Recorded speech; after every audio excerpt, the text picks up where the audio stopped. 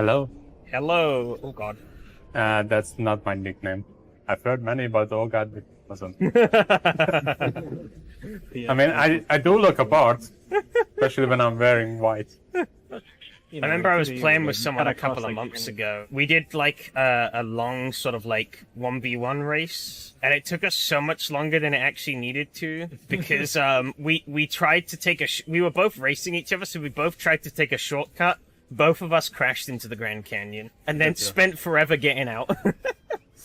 You know, that's something I don't like about video. Because on paper, when you talk about the game, like, wow, it's great, you can explore this whole island and, you know, as you drive along the roads, you find stuff.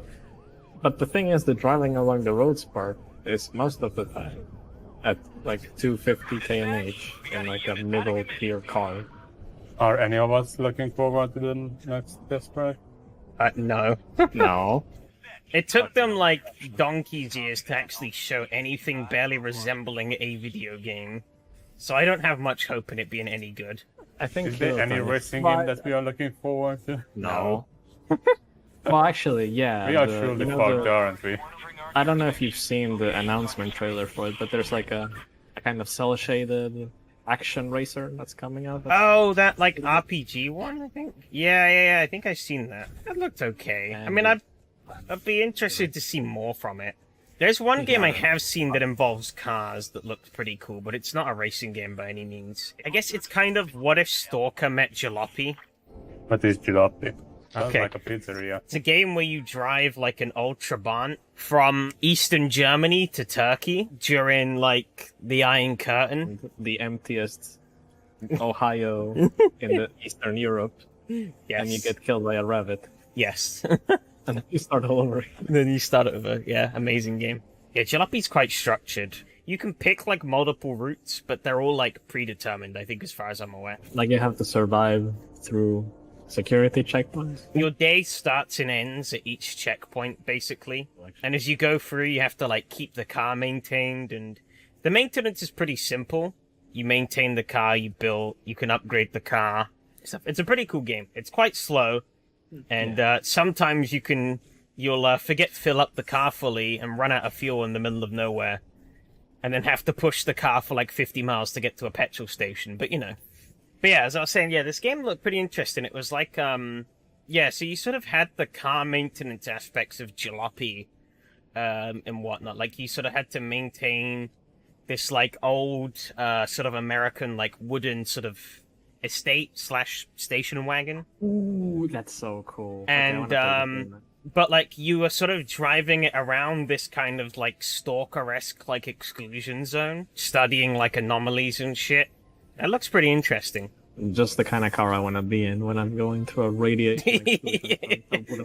Yeah, a car made of wood that was built in like the 70s in America. I'm sure the build quality will be fantastic. Honestly, the highlight of the year for me in terms of driving games this year was BeamNG releasing the upgraded T-Series. My highlight in racing games wasn't even related to any game updates. Well, it's probably Binwood and Race of Binners, that's it. Race of Binners was the... No, Binwood was Goodwood. Binwood was Goodwood, Race of Binners was Race of Champions.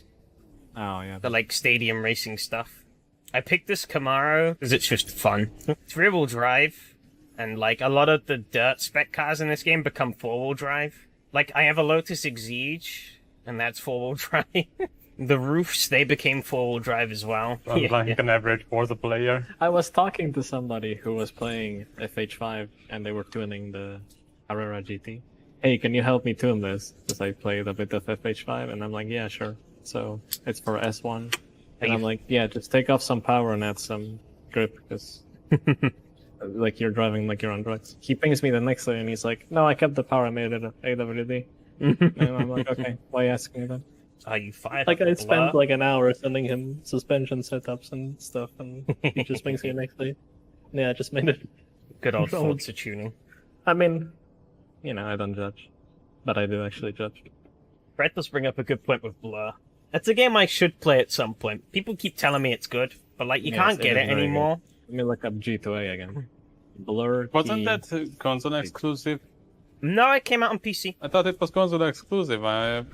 No. I have it set up for an emulator. For some reason, I thought it was PlayStation 3 exclusive first.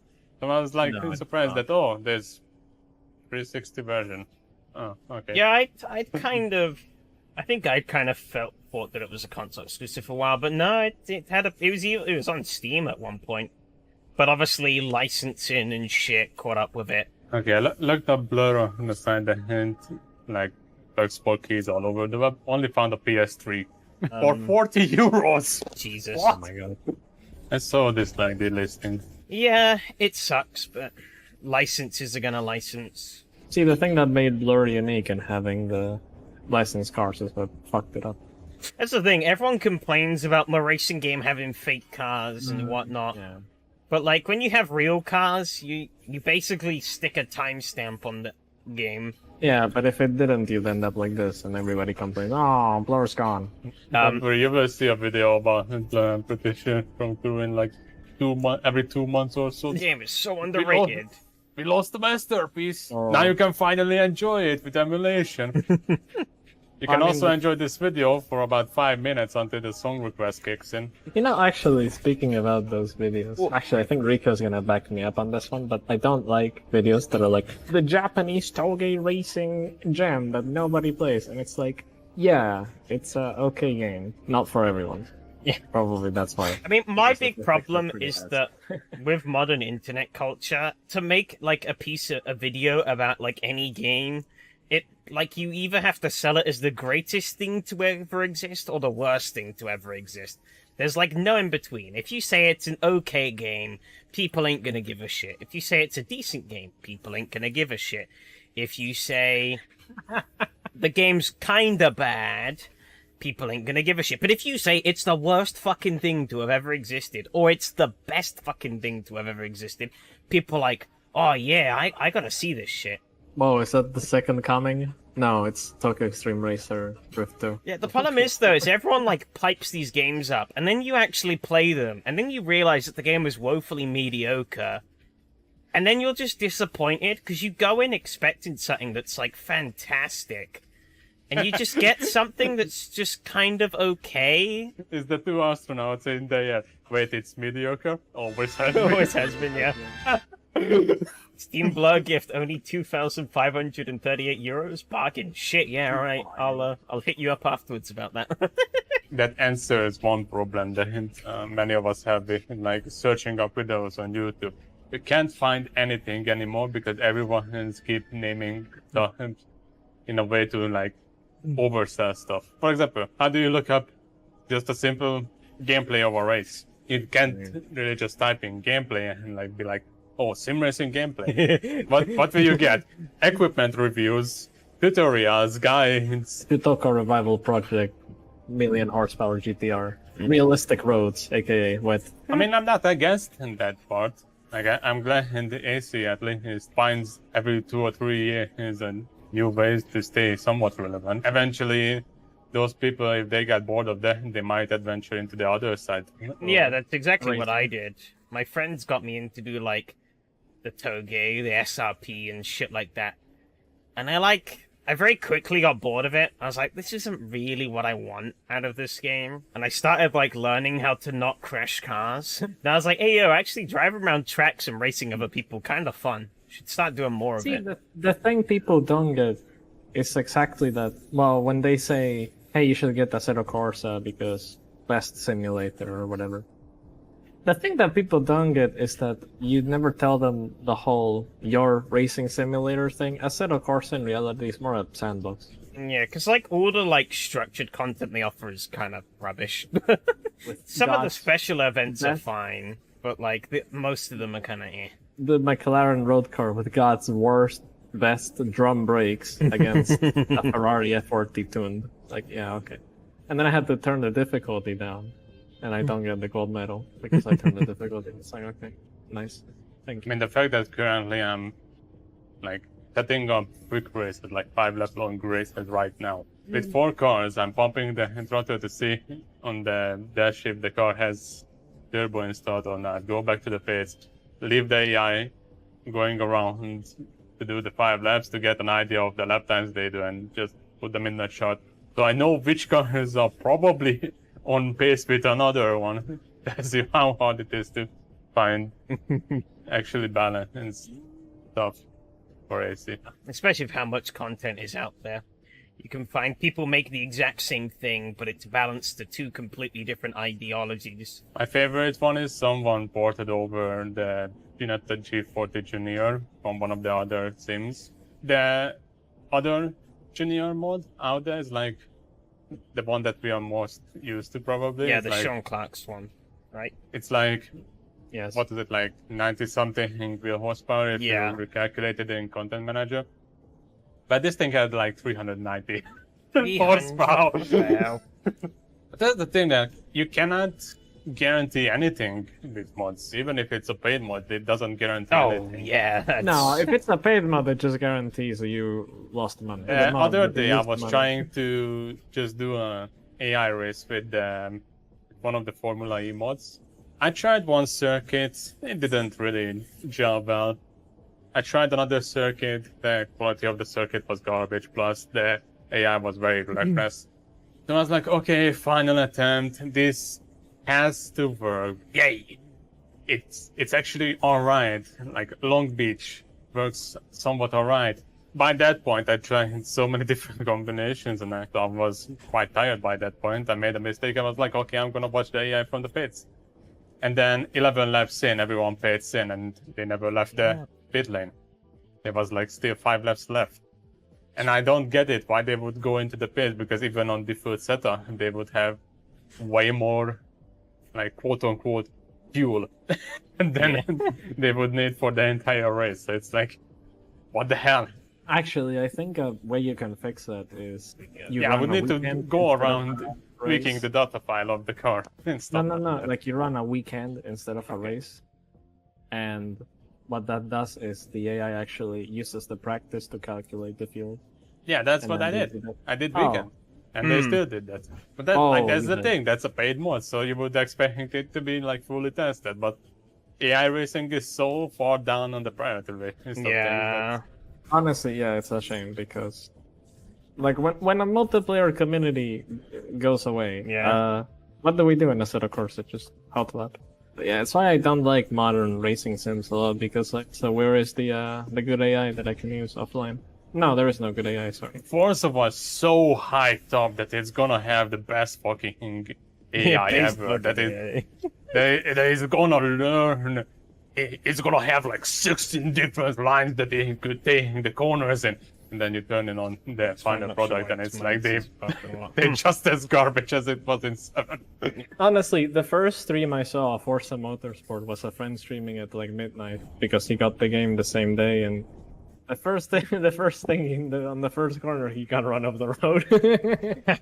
Motorsport now has 19 racing lines per track that the AI can use to drive based on car type and road condition. The AI runs each track 26,000 times in tons of different cars with different tunes and builds and in different conditions to generate those 19 possible lines. I have plenty of examples of the AI doing dumb things like this, where the car is just ramming into me that just spam me around. They'll randomly brake for no good reason. In fact, they'll do this in a lot of corners. They'll even do it on straights. This brake check on the Kemmel Straight at Spa is basically premeditated murder, in my opinion. 26,000 times. But yeah, like you say, a problem with modern racing and what, like, the other thing is there aren't any. Yeah. Well, I got, mean, like, yes, there aren't One any that or we two can be games proud of. a year max is what we get, and most of them Yeah. are half-baked. Yeah, there aren't any racing games that we can be proud of as a community. You know, Raycevick's video like said it best. Like everything has a catch nowadays. Assetto Corsa sucks with the AI and doesn't explain anything. It's more like a sandbox. R Factor 2 has a lot of issues. The Automobilista game has its own issues. iRacing is iRenting. Rensport or whatever, I don't know. Maybe that's vaporware as well. Yeah, that's online only as far as I'm aware. Gran Turismo 7 has a garbage progression. You can't enjoy it fully. No. And I think it's a shame that we have to turn back to old racing games that we like all the time because they're they were just made better. Well, I mean, sometimes it is nostalgia talking, but most of the time it's like the experience is just enjoyable. Yeah, like, I can boot up the rally too. Like, especially like tarmac stages, for example, Oh. like, are horrible because it's like this weird grip that the Codemasters just forgot how tires work. You just have no grip and then suddenly grip and it doesn't feel natural. I can boot up Richard Burns Rally with the Rally Sim fans, game from 1900, but it plays much better. And like the mistake is like my fault. It actually feels like I messed up. Problem is with RBR is that it is built off of a really crusty old engine. Oh, It wasn't made to handle a lot of the things people are asking of it these days. Like, in some ways it's amazing, in other ways it's not really great. It took me a while to get, like, properly with grips with RBR. Yeah.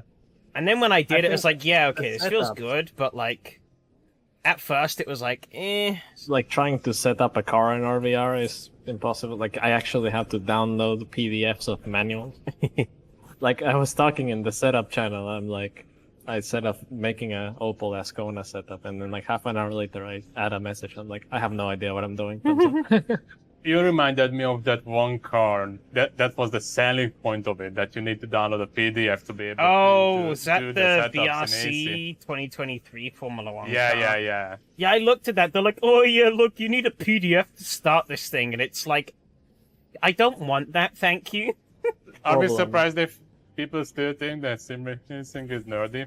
Yeah, Yeah, I mean, it is. Colin McRae 2.0 is the best one I had in a rally game, at least. Fair enough. I haven't played any of the old Colin McRae games, but I know people like them. Haven't played RBR. If you want, like, a hardcore rally sim experience, yeah, I guess give it a shot. With terrible menus and UI. Yeah. Sure, go for it. Yeah. Like, a lot of people really pipe it up as, like, the greatest thing ever. It's not, but it is good. I do like RBR. I think the work that has gone into RVR, like I can look past the UI garbage, because the driving is like better than every other rally game I've ever played.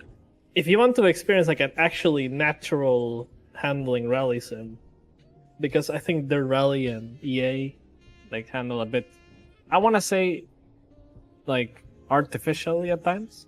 Yeah, like on tarmac, for instance, like in Rally 2.0, I think it just has artificial grip loss that you cannot understand at all.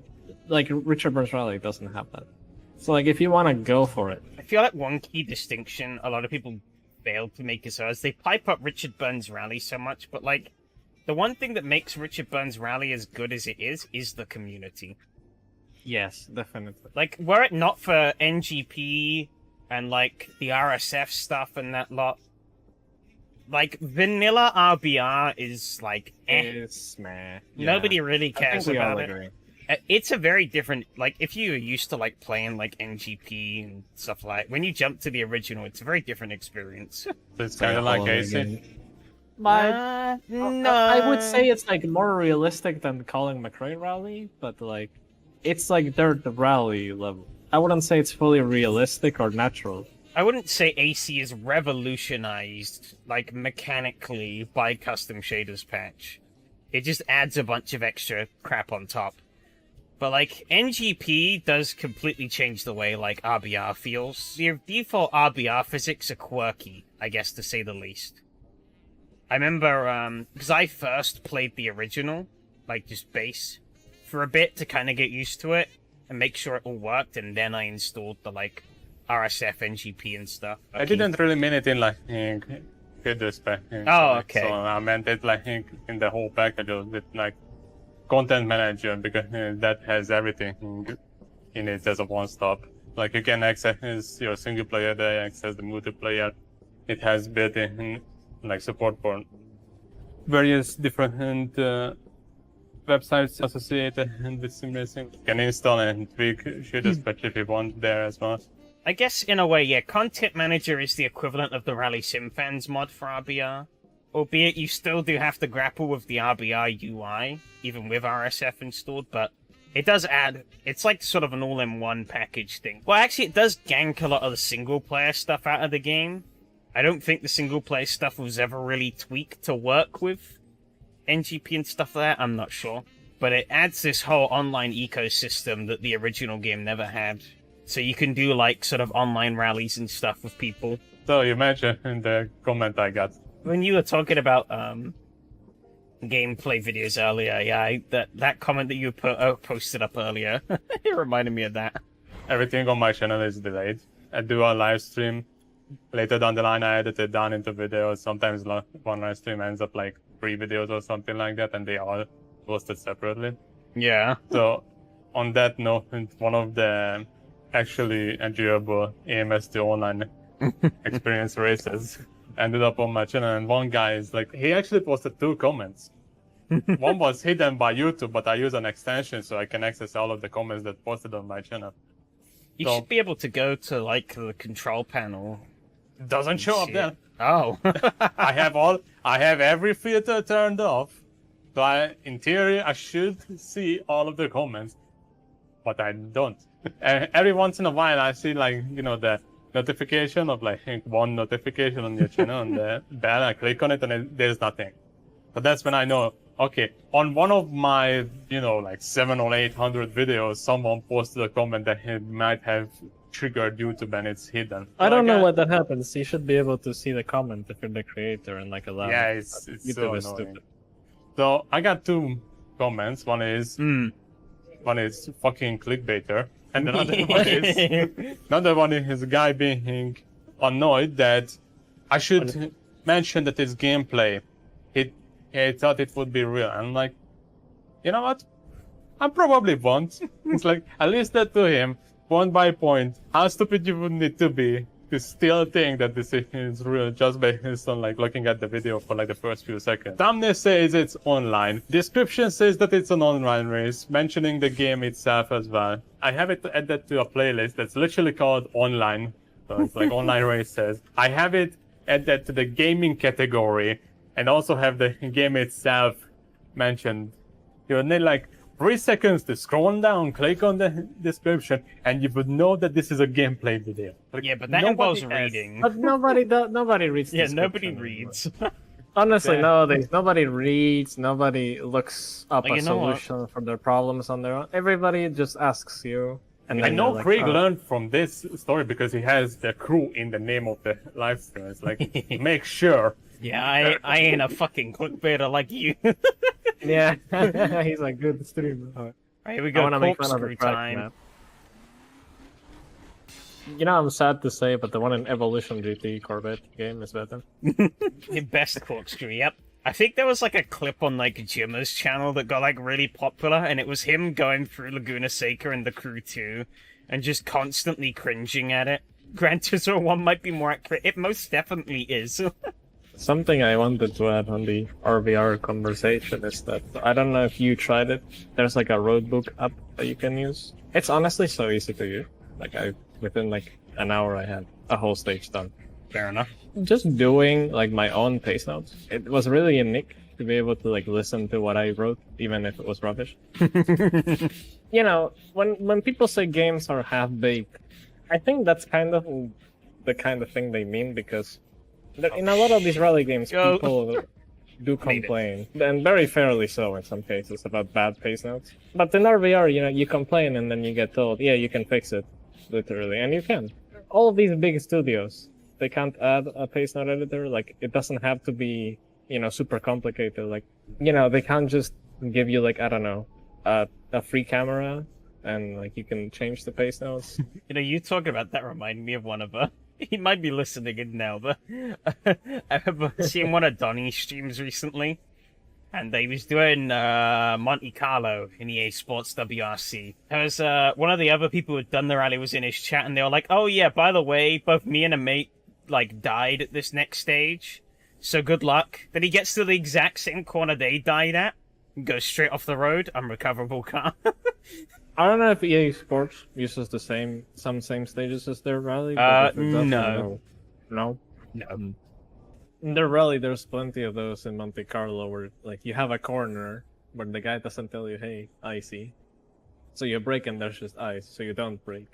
Yeah, but Monty... You go slightly off on the banking, on the snow bank, and... No, unrecoverable car, sorry. DNF. Yeah, Monty and Dirt Rally 2 pretty much always had walls and snowbanks to the side of the track. Also, it was only snowy. In WRC, obviously, they got the seasonal stuff, so, like, doesn't have to be snowy.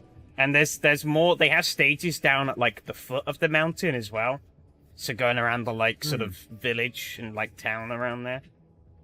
Like they do in real life. I'm still waiting for a rally game, even RVR actually, that has, you know, in like the late 90s, the Monaco rally would start in like, they would do a lap for the spectators in like the actual F1 Monaco track. Oh yeah, I'm still waiting for that. like what they have in like Sega Rally 2.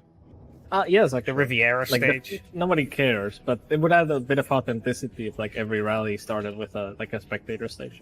You know, something I've learned actually this year is that, you know, when we complain a bit, like, oh man, this rally game just repeats the fucking stages all the time. That's actually realistic. Oh yeah. They repeat stages. This year I learned. Yeah, some rallies they literally go one way and then just come back. Yeah. Albeit, I don't think they do the Dirt Rally thing. Because, like, obviously Dirt Rally and EA Sports WRC is the same. But obviously they have, like, 2 or 3 really big stages.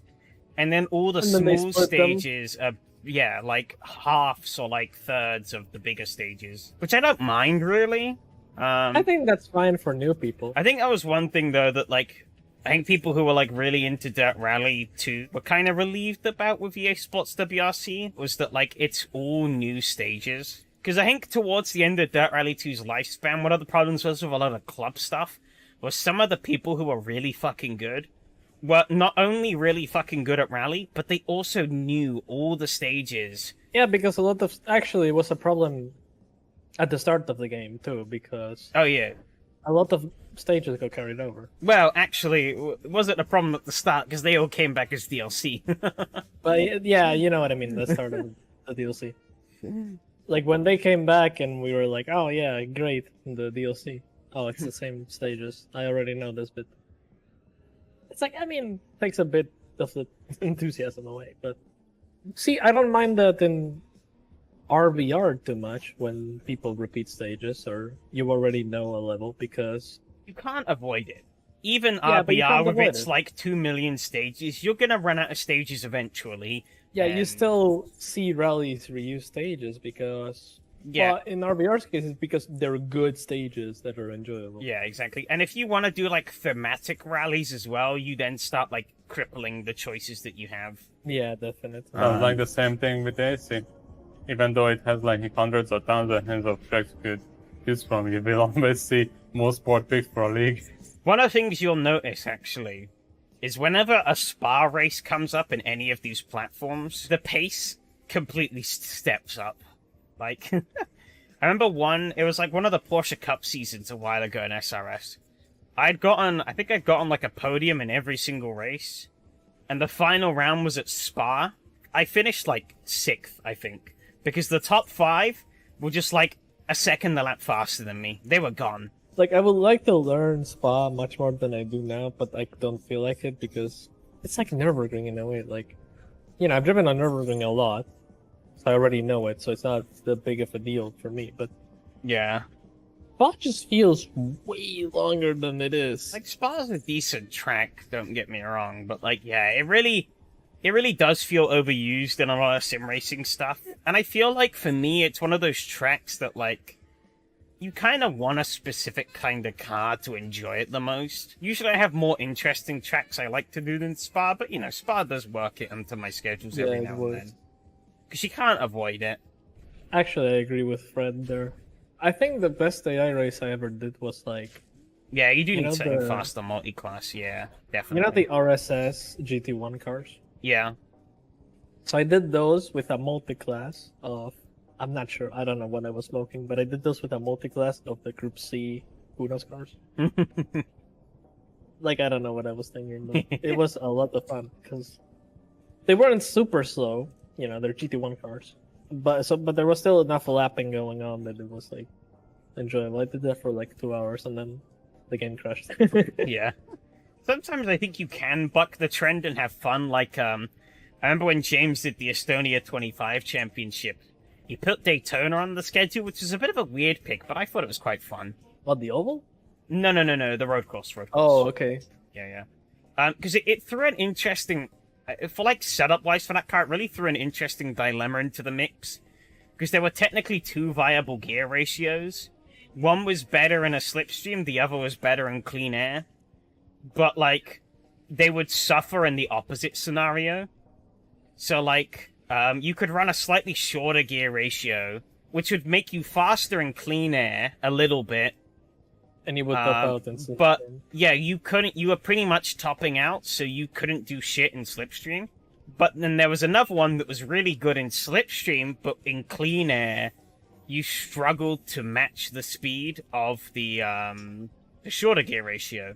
And yet we're almost an hour in. I'm waiting to hit a checkpoint, and it's just gonna say, like, 30 miles. I mean, this is supposed to be a 4-hour race, but I was worried that it was gonna be like a 2-hour race instead. Which is very much you get not... to do it again. Oh, no.